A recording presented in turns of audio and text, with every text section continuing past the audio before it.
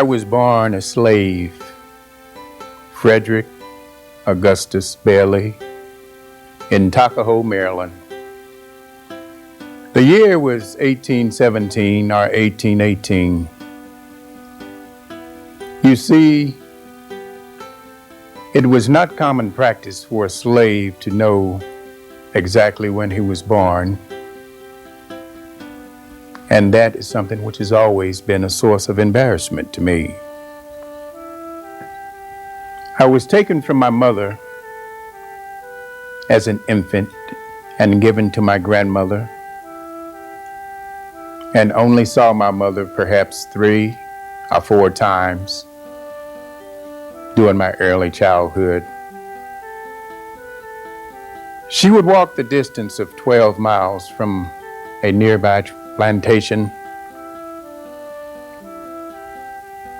to see me, but for only a few minutes, perhaps an hour, cuddle me until I would fall asleep, and then she would return, just getting back in time enough to assume her duties in the field. A few years later, I was told my mother died, for I never saw her again. One day, my grandmother said, "Fred, come, we're going to go for a walk in the woods." So we took off and walked until we came upon a small cabin, at which time she said, "Boy, behold, these are your brothers and sisters." Of course, I knew them not. She said, "Boy, play with them," which I did not. I assumed a position and watched them play until slumber fell upon me. Sometimes afterward, a boy ran to me and said, Fred, grandmother is gone." I ran to the door and looked, and surely enough, she was nowhere in sight. And I cried and cried and cried, never to see my grandmother again. That, my friends, at the age of 5 or 6, was the end of my childhood.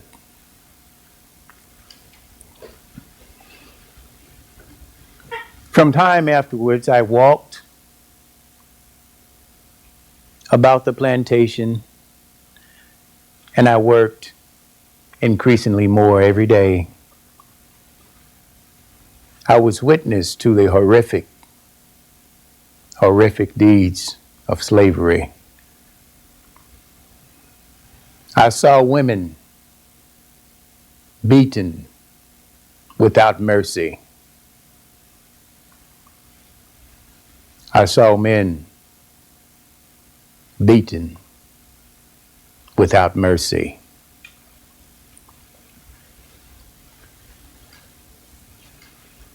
The highlight, or the first highlight of my life,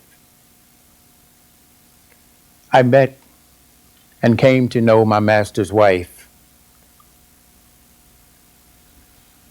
And she did a gracious thing in teaching me how to read. She taught me my ABCs. Until one day the master came in, seized the book from my hand and threw it and said, "Woman, you can't teach this little Negro to read. The next thing you know, he will want to write. He will teach the others to read and write, and then they will be no longer fit to be a slave." Little did the master know that was my first real lesson in life. I knew from that time forward that I had to learn to read, to write, and to learn. As years passed, those above me did not like me because they knew of my knowledge. And one day the master sent me off to the farm of a slave breaker named Edward Covey. For 6 months I endured hard physical labor. I was whipped and beaten until one day, at the young age of 15 or 16, I rebelled. When Edward Covey drew back to lash me, I charged and seized him around the throat, and we commenced to struggle and get down. That day, I defeated Edward Covey. That day, I felt as if I had become a man. That day, I said, no man ever again will abuse me without my retaliation. To beat me, he would have to kill me. At the age of 20, with the knowledge I had acquired, I escaped slavery and went north, disguising myself as a seaman in his clothes, with papers I had acquired from a friend. I settled in New Bedford, Massachusetts, with the aid and assistance of the gracious and righteous Quakers. I continued my education until I wrote a book about my life as a slave. During that period of time, I had met an abolitionist by the name of William Lord Garrison, who sent me forth to speak on the abolition circuit. Mr. Garrison came to me one day and said, Frederick, which by the way, by then I had changed my name in New Bedford to Frederick Douglass. He said, Mr. Douglass, your life is in danger. Many people have read your book as you have exposed your master and all of those people that committed the terrible crimes in the institution of slavery. They know who you are, and now they know where you are. You must go. So the abolitionists paid my fare to England, and for 2 years I traveled the circuits speaking in England, Ireland, Scotland. For the first time in my life, I was treated as a man. After the 2 years, the gracious people of England gave me $711, with which I returned to America and purchased my freedom. Even though I was free, at that time, many of my people were still enslaved.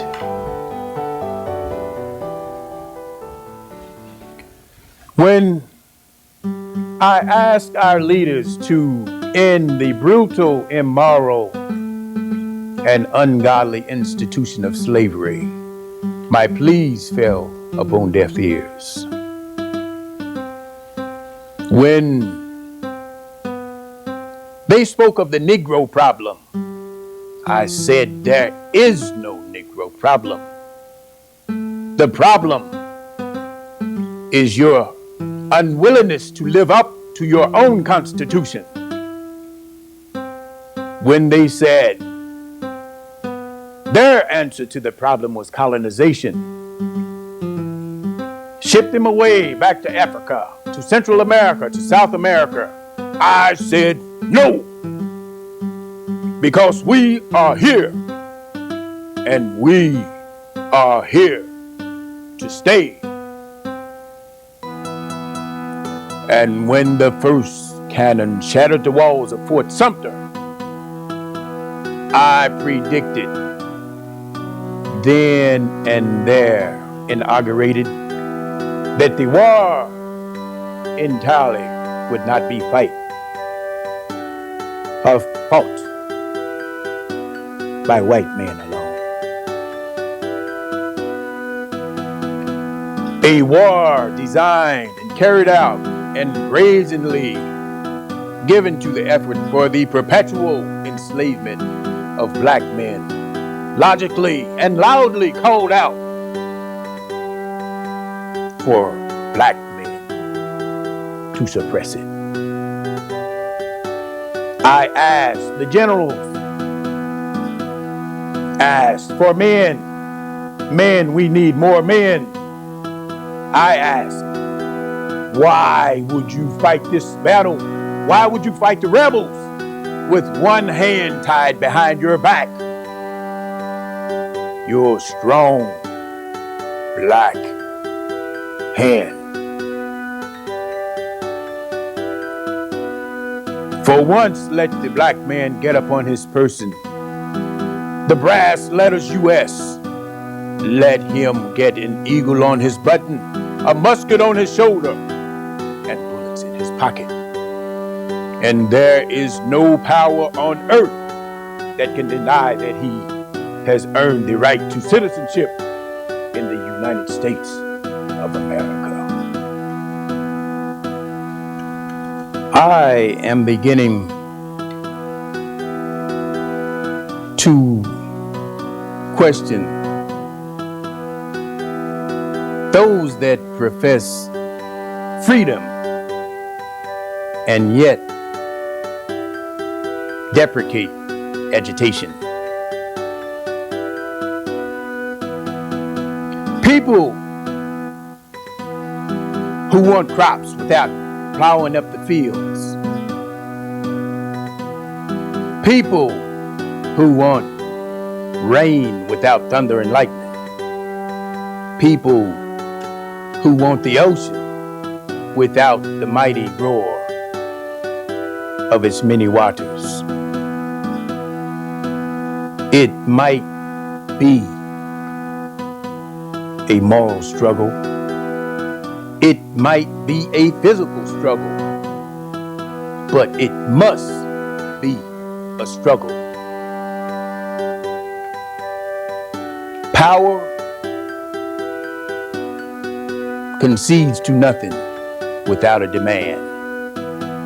It never did and never will. We must demand our freedom. And then there was President Abraham Lincoln. I knew him to be a man who solely had the welfare of the Union at heart. But I had also heard that he was a man who would be sympathetic to our cause. I wrote and I spoke. I wrote and I spoke. Things about Lincoln, things about the institution of slavery. I denounced it. I ridiculed President Abraham Lincoln for not doing more for the cause. And eventually, Even though being born a slave as I was and bearing upon my back the scars of the institution of slavery, I was invited with a large group of men to the White House. When there, we all filled cards out and sent them to a gentleman who in turn gave them to the president. And after some deliberation, Abraham Lincoln sent word that he wished to see Frederick Douglass. At that time, I felt tall. I pushed and shoved my way through the crowd. And now perhaps you would like to know how I was received by the president in the White House.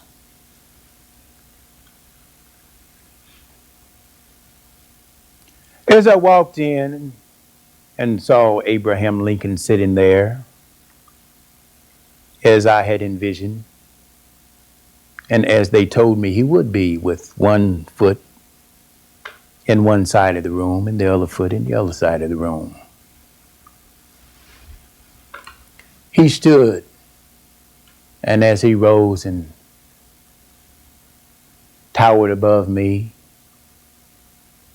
he greeted me as any man would greet another man, with a kind stare and a warm handshake. For the first time in my life, I really was able to forget, for that brief period of time, my humble upbringing. Mr. Lincoln said, "Mr. Douglass, I know you. I've heard about you. You have said some not so kind things about me." And as I stood and gazed him in the eye, he said, "Mr. Douglass,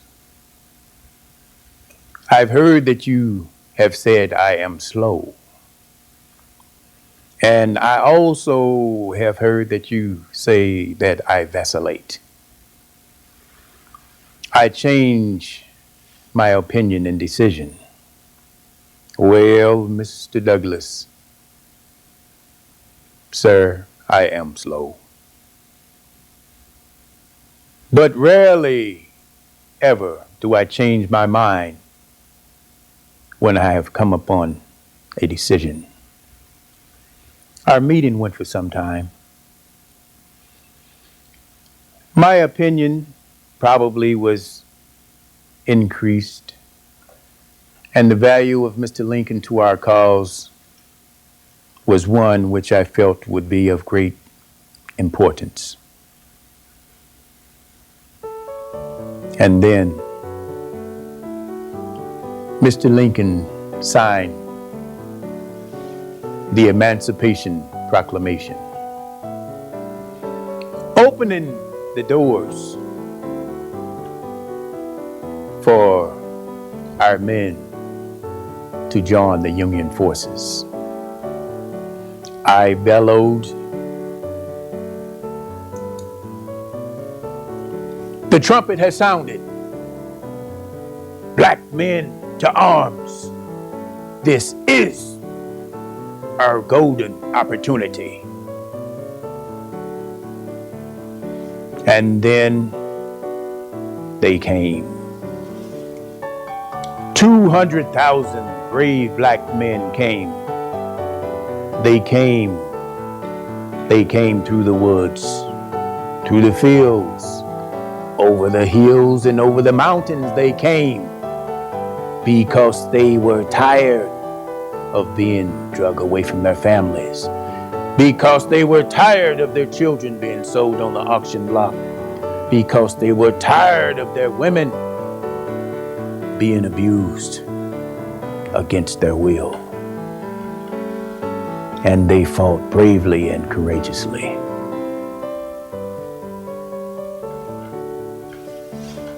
$40,000 of those brave men died. But the walls of slavery came tumbling down, and the iron gate of bondage was flung open, and 4 million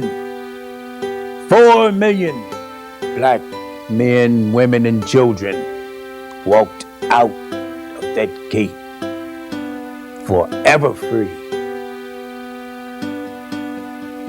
And we must never take for granted the freedom that we have today.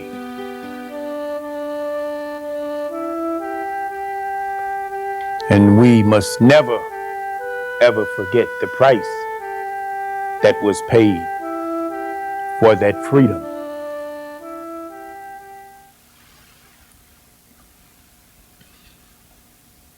The war had ended.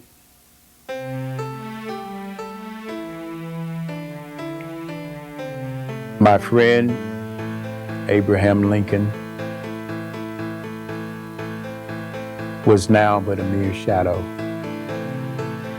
Failed not by common illnesses that occur from old age, but failed by the red bloody bullet of hatred from the cause in which he stood for. Forever we are indebted to this man for what he did for our people.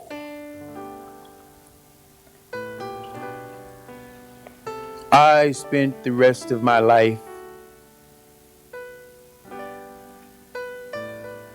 continuing to fight for the cause for equality, for Reconstruction, fighting against the horrors of Jim Crow,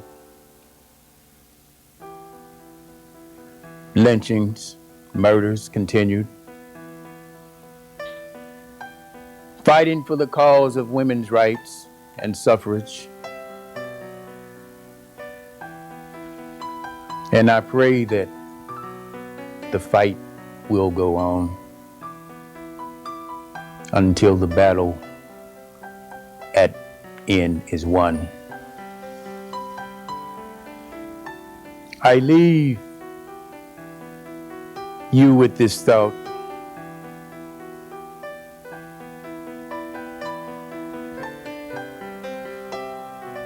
That you must believe in yourself.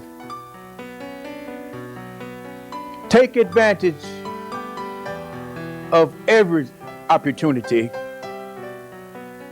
and never underestimate the power of the spoken and written word and what it can do for you and society. My newspaper, the North Star, had a motto that right is of no sex, and that truth is of no color. And I should only hope and pray that in days to come, that there will be individuals who pick the torch up and continue the fight for freedom, for equality, and for justice. I pray that I will be remembered as a young, poor, black slave who all of my life fought for the freedom and equality of men and women of all races, all colors, of all faiths in this world. And I thank our Master above for giving me the strength.